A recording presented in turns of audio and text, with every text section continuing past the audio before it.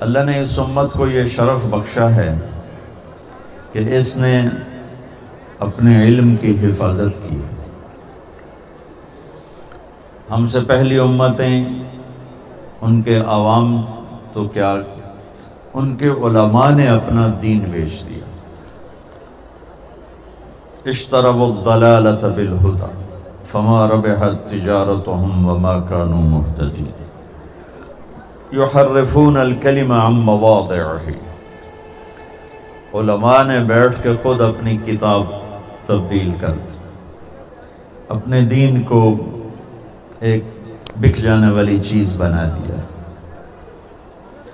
اور اپنے ہی ہاتھوں اپنے دین کا حلیہ بگاڑ دیا، اس کو مسخ کر دیا۔ اور اس امت نے آسمان سے اترے ہوئے دین کی صرف حفاظت نہیں فرمائی، زیر زبر کی بھی حفاظت فرمائی، جانوں کے نذرانے پیش کر دی۔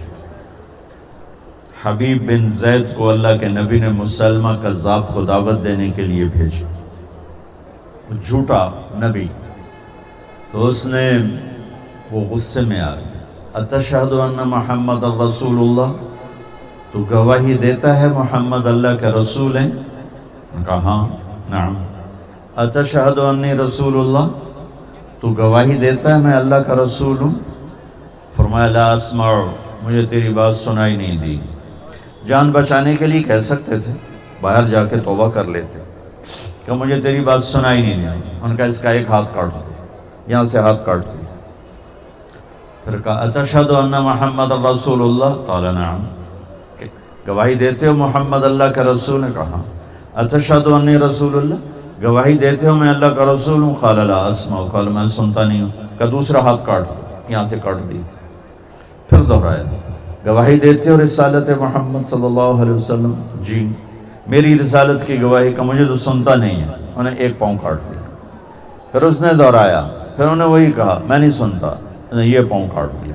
دونوں ہاتھ کٹ گئے، دونوں پاؤں کٹ گئے جان بچانے کے لیے۔ الا من اکرہ وقلبہ مطمئن بالایمان، قرآن اجازت دے رہا ہے، میرا اللہ اجازت دے رہا ہے، جان پہ خطرہ ہو کلمہ کفر کہہ کے جان بچا لو، بعد میں ہم سے توبہ کر لو۔ لیکن تاریخ لکھی جا رہی، یہ صحابہ ہیں، انہوں نے آنے والی نسلوں کو دین پہنچانا ہے، لہٰذا انہوں نے بوٹی بوٹی ہونا قبول کیا، لیکن اس آسمانی علم سے ایک سینٹی میٹر نہ ادھر نہ ادھر۔ پھر اس نے کہا اتشہد ان محمد رسول اللہ، گواہی دیتے ہو محمد اللہ کا رسول؟ نے کہا میں اللہ کا رسول ہوں، گواہی دیتے ہو؟ کہ مجھے سنتا نہیں۔ انہوں نے کہا اس کی ایک بوٹی اتار دو، تو خنجر سے ایک بوٹی اتار دی، زندہ سلامت۔ پھر اس نے دہرایا کہ مجھے سنتا نہیں، کہا ایک بوٹی اور اتار دو۔ ایک ایک بوٹی اترتی گئی اور وہ ادھڑتے گئے اور ادھڑ گئے، اور ٹکڑے ٹکڑے ہو کے موت کو گلے لگایا، لیکن آسمان کے علم میں خیانت نہیں کی۔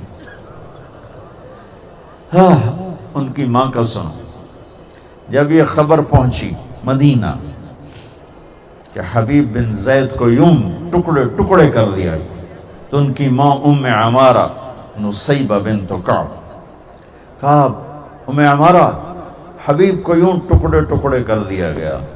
تو اس صبر کے پہاڑ ماں نے کیا کہا، لہذا اليوم ارضعتہ، یہی دن دیکھنے کے لیے تو دودھ پلایا تھا۔ کمال، وعند اللہ احتسبتہ، اور یہ صلہ مجھے میرا اللہ دے گا، میں نے لوگوں سے کیا لینا ہے، اسی لیے تو دودھ پلایا تھا، یہی دن دیکھنے کے لیے میں نے دودھ پلایا تھا۔ یہ اللہ نے اس امت کو شرف بخشا کہ انہوں نے اللہ کے علم کی حفاظت فرمائی۔ اس کے سوا جتنا علم ہے وہ انسانی تجربات ہیں، مشاہدے ہیں، جھوٹ بھی ہے، صحیح بھی ہے، غلط بھی ہے، اور اللہ تعالیٰ خود فرماتا ہے وَمَا أُوتِيتُم مِّنَ الْعِلْمِ إِلَّا قَلِيلًا، تمہارے پاس علم ہی تھوڑا ہے۔ دنیا کے بارے میں اللہ فرماتا ہے يَعْلَمُونَ ظَاهِرًا مِّنَ الْحَيَاةِ الدُّنْيَا وہم عن الآخرۃ ہم غافلون، انہیں صرف یہ مٹی گارے کا علم ہے، انہیں آخرت کے بارے میں پتہ ہی کوئی نہیں۔ بل ادارک علمہم فی الآخرہ بل ہم فی شک منہا بل ہم منہا عمون، یہ آخرت کے بارے میں جانتے ہی نہیں۔ قل هل عندکم من علم فتخرجوه لنا ان تتبعون الا الظن وان انتم الا تخرصون، جو کچھ تمہارے پاس علم ہے وہ اندازہ، وہ آنکھ نے دیکھا کبھی غلط کبھی ٹھیک، وہ کان نے سنا کبھی غلط کبھی ٹھیک، وہ ہاتھ نے چھوا کبھی غلط کبھی ٹھیک، وہ دماغ نے سوچا کبھی غلط کبھی ٹھیک، وہ زبان نے چکھا کبھی غلط کبھی ٹھیک۔ 5 سینسر، 5 حواس سے خمسہ سے انسان علم لیتا ہے، وہ خود ہی کمزور ہیں تو آنے والا علم بھی کمزور ہے۔ یہ جو بچے نے ایک حدیث پڑھی ہے، ان کے سامنے جو کتاب پڑھی ہے، یہ وہ علم ہے جس کے بارے میں اللہ کہتا ہے انہو لقول فصل وما هو بالہزل، یہ قول فیصل ہے، یہ قول فیصل ہے، ناقابل تبدیل ہے۔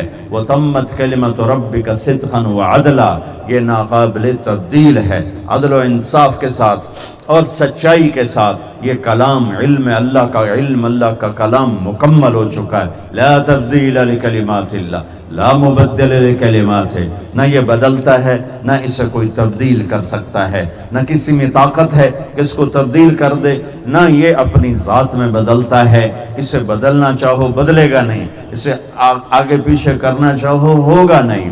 1935 میں جرمنی طاقت میں آیا، ان کے پادریوں نے تورات کو انجیل کو اکٹھا کیا، 70 نسخے پوری دنیا سے جمع ہوئے۔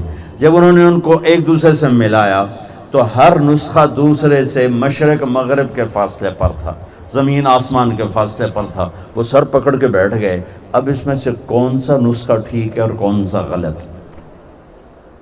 انہوں نے کہا مسلمانوں کا قرآن اکٹھا کرو، وہ بھی ایسا ہی ہوگا۔